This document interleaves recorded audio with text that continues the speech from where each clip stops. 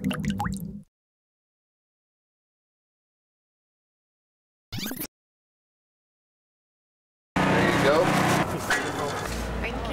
I get 2 Cokes? That is my green chili cheeseburger. They're the latest craze on Albuquerque's culinary scene.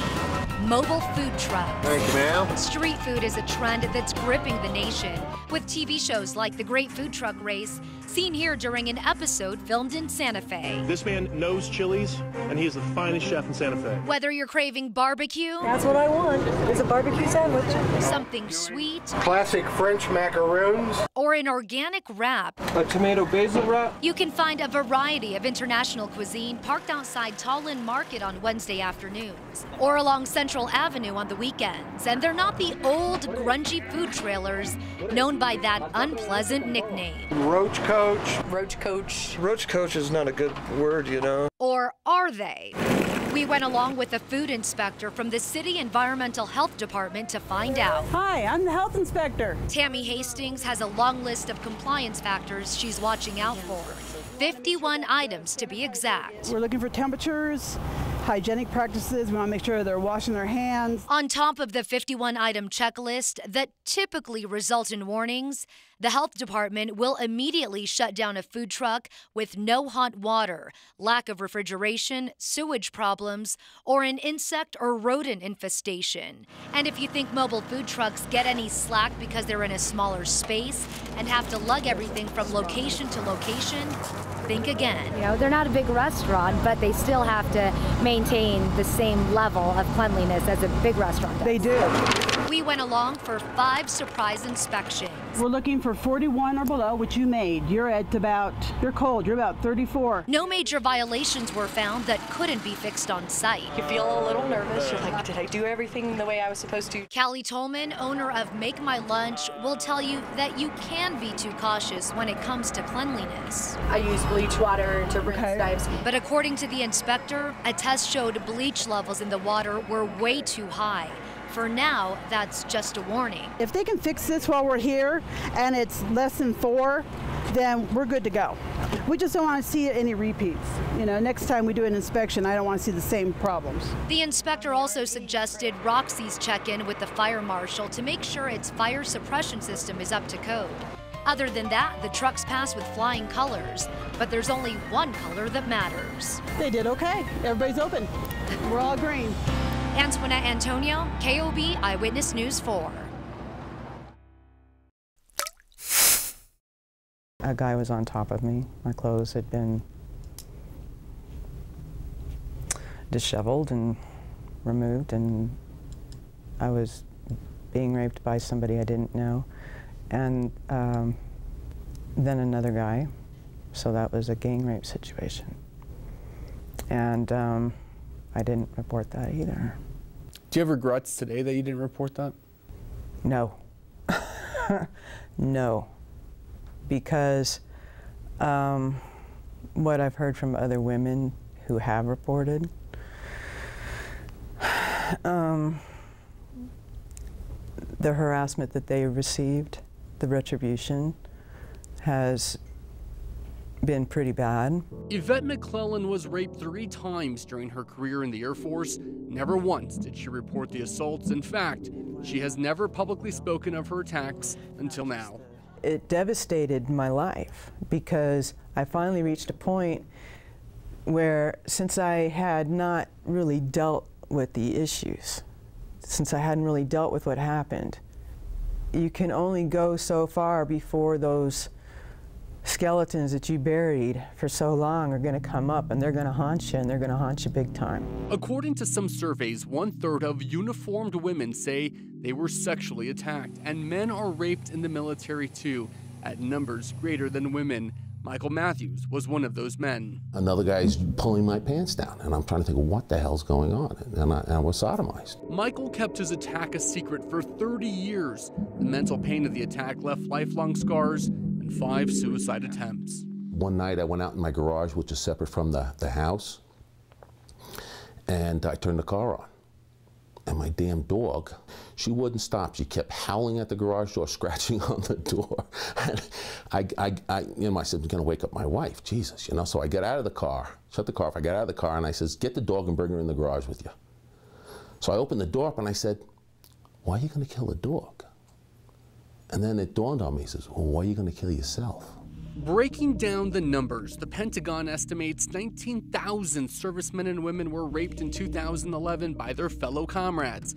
Of that number, about 4% resulted in action taken by commanders, 2% went to trial, and less than 1% resulted in a conviction. In 2004, the Department of Defense added sexual assault resource centers to military installations to help victims of sexual assault. Pamela Reeves is the coordinator at Kirtland Air Force Base. The victim had all their options taken away, and we like to offer options to them. Have you heard people tell you, I just am fearful about reporting this, I'm fearful of retaliation? Have you heard those concerns before? You know, with any sexual assault case, I don't care if it's in the civilian world or military world, it's really difficult for an individual to report that type of private information. So it wouldn't be uncommon that someone would feel that way because it's an invasion of their privacy, and now all of that horrendous and heinous crime is brought out in the open. The new structure for reporting rape in the military looks like this. The rape victim chooses restricted or unrestricted access. Restricted access only allows the SARC to know, but law enforcement is not notified. That means the offender is never prosecuted. In the unrestricted access model, the victim reports the attack to the SARC and is also required to notify the unit commander. The commander then decides if law enforcement should be contacted. Some commanders do not do anything. And a lot of individuals who are attacked are blamed for it, or are prosecuted themselves for something silly like adultery, even if they're not married. What if it's your commander? Who do you go to then and tell? Think about that one. Both Yvette and Michael are part of a growing movement pushing a congressional bill. The bill would give an independent counsel the power to determine if prosecution is necessary instead of commanders. It also establishes a military registry of convicted rapists. The bill is called the STOP Act and was introduced by Congresswoman Jackie Speer from the San Francisco area. Make no mistake, the United States military is the finest in the world. But even the Department of Defense recognizes that there is a deep-rooted problem of military sexual trauma that must be addressed. The federal legislation has more than 200 co-sponsors, including Congressman Martin Heinrich, but there still isn't enough political willpower in Washington to take the power away from commanders and put it in the hands of a fair tribunal. It's a black eye on the military. Rape happens everywhere. What the black eye in the military is more rapes happen in the military than in any other sector of our society. That's a crying sin. That's what that is. It shouldn't be happening. You got to quit asking the victim questions like, were you drinking? What were you wearing? You know, that doesn't matter. That has no place. This culture that you talked about, do you think that this culture still exists in some parts of our military today? I know it does. Yeah, I know it does.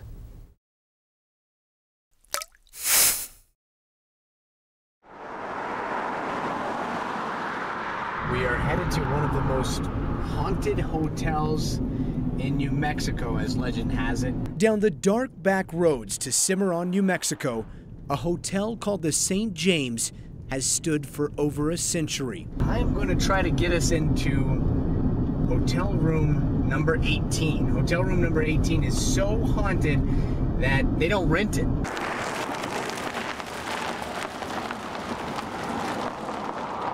As soon as we arrive, my producer and I set out on our mission, and we want to see one room more than any other. Sign, both of these at the bottom. That's room 18. Any chance we could spend the night there? Yes, spend the night. What about if we offer a little bit extra money? We like don't know. $100 extra?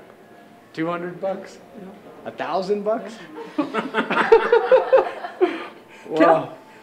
They just don't do it. Legend has it that an ornery spirit named T.J. Wright haunts the room. The story goes Wright won the entire hotel in a poker game. but was shot in the back and killed as he made his way to bed. Now the room is off limits, because when this ghost is disturbed, bad things happen all over the entire hotel. Instead, they rent us rooms haunted by a friendlier spirit. And what's the story for my room? Your room is the one Melissa likes to visit, which is Our Lady of the Night. Melissa's the lady of the night. Yes. And she likes gentlemen. Very much so. So what am I going to expect? She I don't know.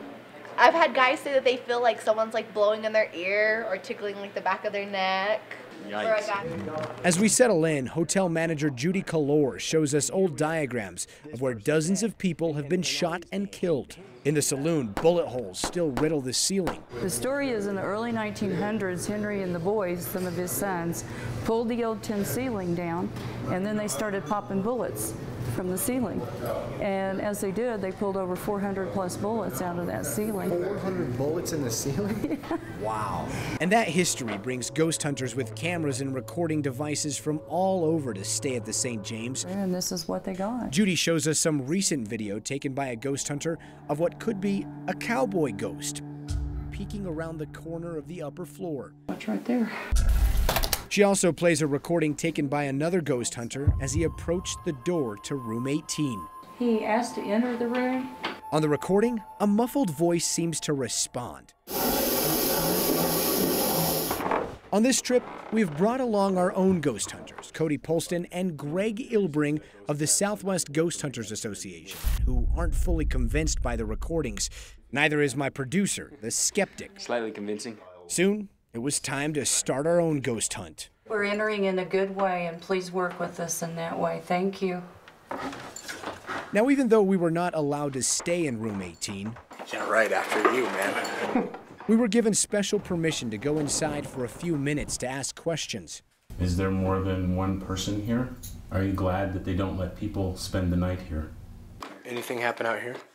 I just heard your mic just got, air noise just got louder. That's about it. It's anything too weird, no. It does get a little erratic now and then, but that's not super unusual. But as Judy locks up the door and walks away...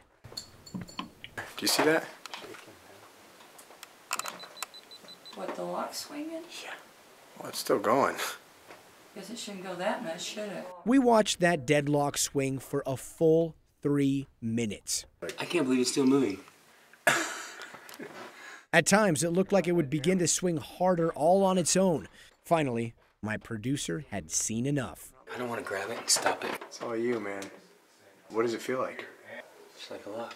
Time for lesson 1 in ghost hunting. Try to replicate to rule out the paranormal.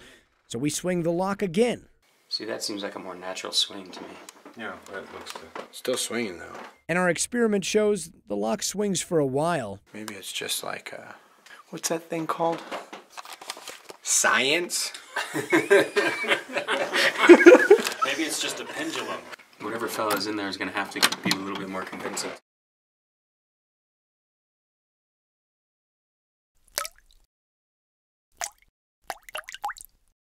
Yeah, Danielle, there was about 100 protesters here. I wasn't going to say anything because I didn't want to be put in a home. We've had a good run. It's a busy life. Heather Antoinette, good morning. Yeah, it's college education. And it looks like the real thing, too. The $50 we spent on this gram is similar to the street price of cocaine. It is. It is. I was being raped by somebody I didn't know. That has no place. Well, I'm clearly disappointed. There's no doubt about that. But I'm not surprised. And UNM officials say that while their main focus is what happens on campus. It's amazing to be alive. Channel 4 photographer Jeremy Fine and Chopper 4 pilot Bart Cornell survived this. There's a tripod in there. Can I get that tripod? I'm here for pictures. Okay. Yeah, well, you're not going to be taking pictures of a guy underneath the car. But that's what I'm trying to tell you. I have a right to. No, you don't. I do. And the family has a right to their privacy, too, so. Hey! Hey! You want to get our car? Hold on! Hey! Hey!